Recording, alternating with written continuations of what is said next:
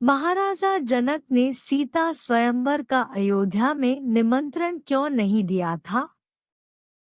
महाराज जनक ने सीता स्वयंवर का निमंत्रण अयोध्या के महाराज दशरथ को नहीं भेजा था। इस विषय में एक कथा प्रचलित है। कहते हैं कि एक व्यक्ति का विवाह जनकपुर में हुआ था। विवाह के पश्चात वह अपनी नवविवाहिता पत्नी को लेने के लिए ससुराल जा रहा था, तो रास्ते में एक गाय दलदल में फंसी हुई थी और वह मरने ही वाली थी। तो उसने सोचा कि ये तो मरने ही वाली है, मैं क्या कर सकता हूँ, मेरे कपड़े और जूते खराब हो जाएंगे। और वो गाय के ऊपर पर रख कर निकल गया। गाय ने उसी समय श्राप दे दिया कि जिससे मिलने के लिए तू इतना उतावला है, तू उसे देख ही नहीं पाएगा। अब वो डर गया, ससुराल पहुंचा तो दरवाजे की तरफ पीठ करके बैठ गया और कहने लगा अपनी घरवाली का नाम लेकर कि उसे बुला दो। सब बोले कि दामाद जी अंदर आ जाओ। वो अंदर नहीं आ रहा था। अब सब बड़े परेशान। उसकी पत्नी बोली कि मैं जाती हूँ, क्या बात है?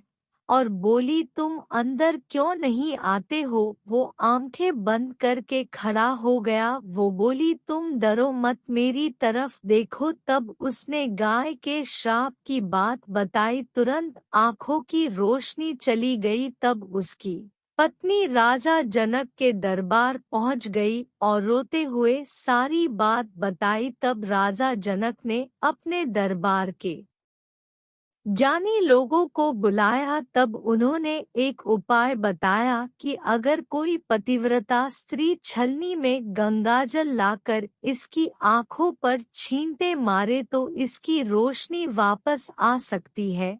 उसने अपने महल की सब रानियों से पूछा कि कोई पतिव्रता है, तो सभी में छोटा मोटा खोट पाया और सबने मना कर दिया। अब राजा जनक ने पूरे राज्य में ढिंढोरा पिटवाया पर कोई नहीं पतिव्रता नहीं मिली। अब पड़ोसी राज्य अयोध्या में संदेश भेजा गया कि आपके राज्य में पतिव्रता स्त्री है।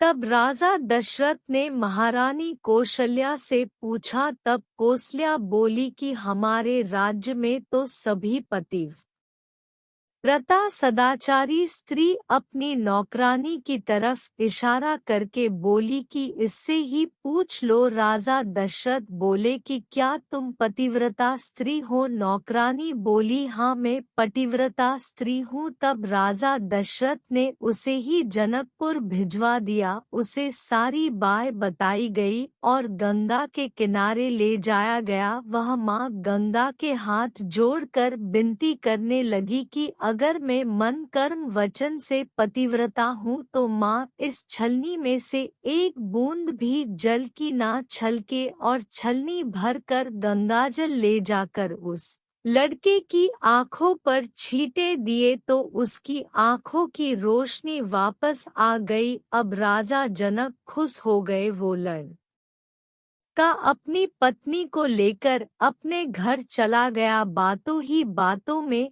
राजा जनक ने उससे पूछा बेटी तुम कौन हो, क्या करती हो? तब उसने बताया कि मैं राजमहल में झाड़ू पोछा लगाती हूँ। राजा जनक हैरान थे, सोचने लगे कि कितनी शक्तिशाली देवियां ही अयोध्या की। और यही बात सोचकर उन्होंने राजा दशरथ को संवार का निमंत्रण नहीं भेजा कि जिस राज्य की साधारण सी नौकरानी इतनी शक्ति रखती हो, उस राज्य के पुरुष भी कितने शक्तिशाली होंगे। कहीं राजा दशरथ किसी नौकर को ही ना भेज दे धनुष तोड़ने के लिए और उनकी पुत्री किसी नीचे कुल में ना ब्याही जाए।